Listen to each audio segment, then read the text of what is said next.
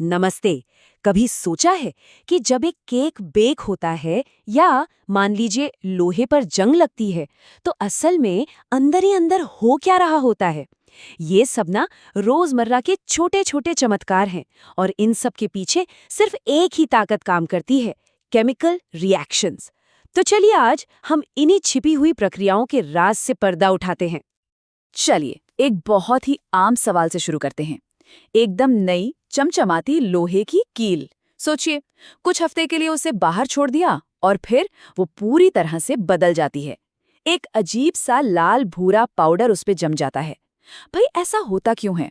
देखिए, ये कोई जादू बादू तो है नहीं। इसका एक सीधा साधा सा जवाब है, एक केमिकल रिएक्शन। जी हाँ, वो जो रंग में इतना बड़ा बदलाव आया ना, वो एक केमिकल चेंज का ही तो सिग्नल है, जिसे हम अपनी आम भाषा में कहते हैं जंग लगना। तो आज की हमारी इस चर्चा में हम क्या क्या देखने वाले हैं। सबसे पहले कि भाई ये केमिकल रिएक्शन आखिर है क्या, फिर इसके मुख्य प्रकार कौन कौन से होते हैं, उपचयन और अपचयन को भी समझेंगे। इसके बाद एक बहुत ज़रूरी स्किल सीखेंगे, समीकरण को बैलेंस करना, और आखिर में इन सब चीज़ों को एक साथ जोड़कर देखेंगे।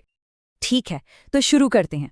सबसे पहला और सबसे ज़रूरी सवाल, आखिर हमें पता कैसे चले कि कोई केमिकल रिएक्शन हो भी रहा है या नहीं? असल में इसके कुछ बहुत साफ साफ इशारे होते हैं। देखिए, किसी केमिकल रिएक्शन को पहचानना काफ़ी आसान है, बस ये पता होना चाहिए कि देखना क्या है। जैसे क्या रंग में कोई बदलाव आ रहा है, जैसा हमने जंग लगने के केस में देखा, या फिर क्या वो मिक्सचर गर्म या ठंडा हो रहा है, ये टेम्परेचर में बदलाव का इशारा है। अगर बुलबुले उठ रहे हैं, इसका मतलब है गैस निकल रही है। या फिर अचानक कोई सॉलिड चीज़ बन जाए, जिसे हम प्रेसिपिटेट कहते हैं, ये सब पक्के सबूत हैं कि अंदर ही अंदर केमिस्ट्री अपना काम कर रही है। तो अब जब हम रिएक्शंस को पहचानना सीख गए हैं, तो चलिए अब उन्हें थोड़ा ऑर्गेनाइज करते हैं। ऐसा सोचिए कि केमिकल रिएक्शंस की भी अपनी अपनी फैमिलीज होती हैं और हर फैमिली के अपने कुछ नियम होते हैं, अपना एक अंदाज होता है जो हमें ये समझने में मदद करता है कि आखिर होने क्या वाला है। तो पहली फैमिली है संयोजन अभिक्रिया या कॉम्बिनेशन रिएक्शन। जैसा कि नाम से ही साफ है, ये सब कुछ एक साथ जोड़ने के बारे में है। मतलब दो या दो से ज्यादा शुरुआती चीजें, जिन्हें हम रिएक्टेंट्स कहते हैं, वो आपस में मिलती हैं और एक बिल्कुल नया पदार्थ बनाती हैं, जिसे प्रोडक्ट कहा जाता है। ये बिल्कुल बिल्डिंग ब्लॉक्स जैसा है। ए लिया, उसमें बी जोड़ा और बन गया ए बी। बड़ा सिंपल है। जैसे जब मैग्नीशियम ऑक्सीजन की मौजूदगी में जलता है तो वो दोनों मिलकर बनाते हैं मैग्नीशियम ऑक्साइड, या फिर कैल्शियम ऑक्साइड को पानी में मिला दो तो बन जाता है कैल्शियम हाइड्रोक्साइड। बात सीधी सी है, दो चीजें मिली और एक नई चीज बन गई। अब जो अगला टाइप है वो कॉम्बिनेशन का ठीक उल्टा है, वियोजन अभिक्रिया या डीकॉम्पोजिशन रिएक्शन। यहाँ पर क्या होता है, एक अकेला कॉम्प्लेक्स पदार्थ होता है जो टूट जाता है दो या दो से ज्यादा सिंपल चीजों में, और ये टूटने का काम अक्सर गर्मी या लाइट जैसे एनर्जी की मदद से होता है। ये कॉम्बिनेशन का एकदम उल्टा है। मतलब यहाँ हम ए बी से शुरू करते हैं और उसे उसके सिंपल हिस्सों ए और बी में तोड़ देते हैं। जैसे जब कैल्शियम कार्बोनेट को गर्म किया जाता है तो वो कैल्शियम ऑक्साइड और कार्बन डाइऑक्साइड में टूट जाता है। एक और अच्छा उदाहरण है लेड नाइट्रेट का, जिसे गर्म करने पर तो तीन अलग अलग चीजें बनती हैं, लेड ऑक्साइड, नाइट्रोजन डाइऑक्साइड और ऑक्सीजन। चलिए अब बात करते हैं विस्थापन अभिक्रिया की, यानी डिस्प्लेसमेंट रिएक्शन। इसे ऐसे समझिए जैसे कोई ज्यादा ताकतवर एलिमेंट आता है और एक कंपाउंड में से कम ताकतवर एलिमेंट को उसकी जगह से हटाकर खुद बैठ जाता है। और कौन किसको हटाएगा, ये सब एलिमेंट्स की रिएक्टिविटी की पावर रैंकिंग पर डिपेंड करता है। इसे एक्शन में देखते हैं। जब सल्फ्यूरिक एसिड में जिंक डाला जाता है तो क्योंकि जिंक हाइड्रोजन से ज्यादा रिएक्टिव है, वो उससे बाहर का रास्ता दिखा देता है और खुद उसकी जगह ले लेता है। इससे बनता है जिंक सल्फेट और हाइड्रोजन गैस। बिल्कुल इसी तरह लोहा भी कॉपर सल्फेट के सॉल्यूशन में से कॉपर को उसकी जगह से हटा देता है। हमारी चौथी और आखिरी मुख्य फैमिली है द्विविस्थापन अभिक्रिया या डबल डिस्प्लेसमेंट। इसको समझने का सबसे मजेदार तरीका है डांसिंग पार्टनर्स वाला। सोचिए दो अलग अलग कंपाउंड्स हैं और उनके आयन्स आपस में पार्टनर्स बदल लेते हैं और इस अदला बदली से दो बिल्कुल नए कंपाउंड्स बन जाते हैं। इसका एक क्लासिक उदाहरण देखते हैं।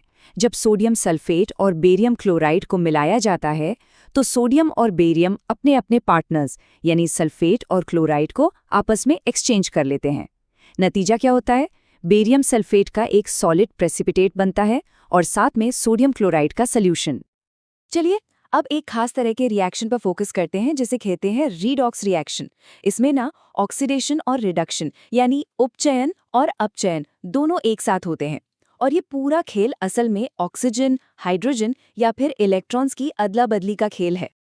अच्छा, तो उपचयन और अपचयन को आमने सामने रखकर समझते हैं तो आसानी होगी।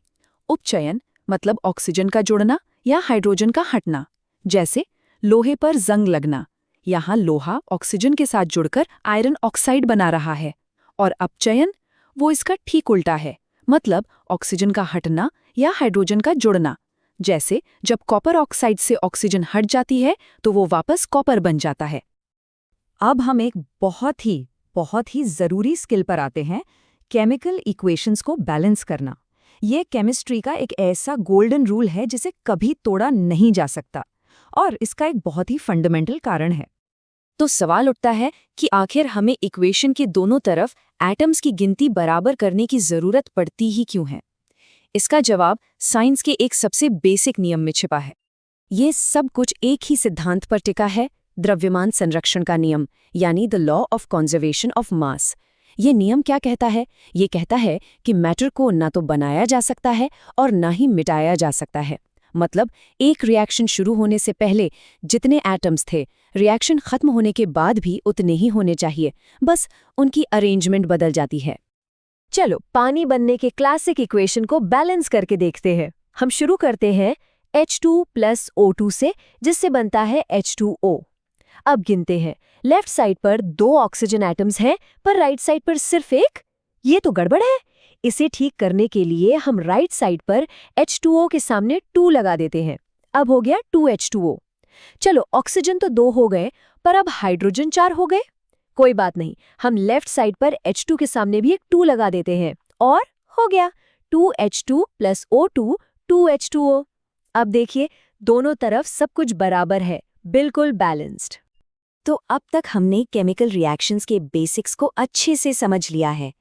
इन सारे कॉन्सेप्ट्स को ना अपने आसपास की दुनिया को समझने के लिए एक तरह की केमिस्ट्री टूल किट समझिए। तो आज की मुख्य बातें क्या रहीं? फटाफट एक नज़र डालते हैं। रिएक्शंस के सिग्नल होते हैं रंग बदलना, टेम्परेचर बदलना या गैस का निकलना। 4 मुख्य रिएक्शन फैमिलीज हैं: कॉम्बिनेशन, डीकॉम्पोजिशन, डिस्प्लेसमेंट और डबल डिस्प्लेसमेंट। रिडॉक्स रिएक्शंस में ऑक्सीजन या हाइड्रोजन का ट्रांसफर होता है।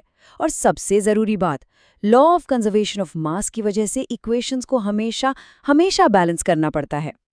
अब जब ये सारी बेसिक जानकारी हमारे पास है तो इसे इस्तेमाल करने का समय है। जरा सोचिए, आज किचन में कौन कौन सी केमिकल रिएक्शंस हो रही होंगी। खाना पकाने से लेकर दूध का दही जमने तक केमिस्ट्री तो हर जगह है। और जब आप इन चीज़ों को इस नज़र से देखना शुरू करेंगे ना, तो साइंस और भी ज़्यादा मज़ेदार लगने लगेगा।